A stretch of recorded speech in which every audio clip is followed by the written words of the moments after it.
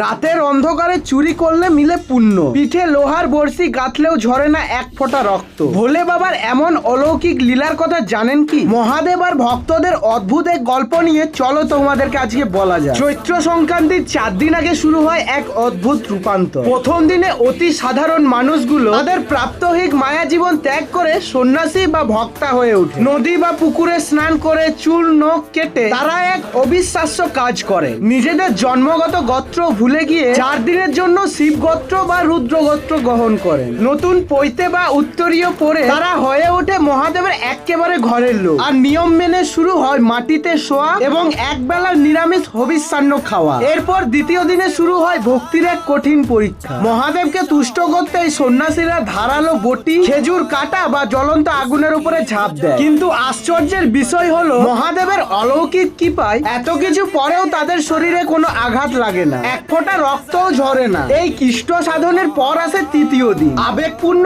নীল পুজো বা নীল ষষ্ঠী। এই দিন নীলকণ্ঠ শিবের সাথে দেবী পার্বতীর বিয়ের উৎসব পালিত হয়। গ্রামের মায়েরা সারাদিন উপাস থাকে, সন্ধ্যায় শিব মন্দিরে নীলের বাতি জ্বালান এবং শিবলিঙ্গে জল ঢালেন। এবং সন্ন্যাসীরা এই দিন শিব গৌরী সেজে বাড়ি বাড়ি ঘুরে গাজনের গান গেয়ে ভিক্ষা সংগ্রহ করেন। কিন্তু সবচেয়ে রহস্যময় ঘটনাটি ঘটে এই নীল পুজোর রাতেই। সন্ন্যাসীরা দল বেঁধে গৃহস্থ গাছের ডাব বা নারকেল চুরি করে খান। বাড়ির মালিকরা গাছের ডাল নড়া শব্দ শুনতে পারলেও কেউ কাউকে বাধা দেন না, কারণ সবার অগাধ বিশ্বাস সন্ন্যাসীদের এই ফল খাওয়া মানে স্বয়ং মহাদেব তাদের ফল খেয়ে আশীর্বাদ করে গেলেন। এরপর চতুর্থ দিন অর্থাৎ চড়কের মূল দিনে মাঠের মাঝখানে লম্বা পোতা চড়ক গাছে সন্ন্যাসীদের পিঠে লোহার বর্ষি গেথে দড়ি দিয়ে শূন্যে ঘোরানো হয়, যাকে বলে 1.5 ঝাঁপ। শূন্যে ভাসতে ভাসতে তারা যেন কৈলাসের মহাদেবের কাছাকাছি একেবারে পৌঁছে যায়। সবশেষে বিকেলে আসে ঘরে ফেরার পালা। সন্ন্যাসীরা আবার পুকুর ঘাটে গিয়ে জলে স্নান করে তাদের ধারণ করা পবিত্র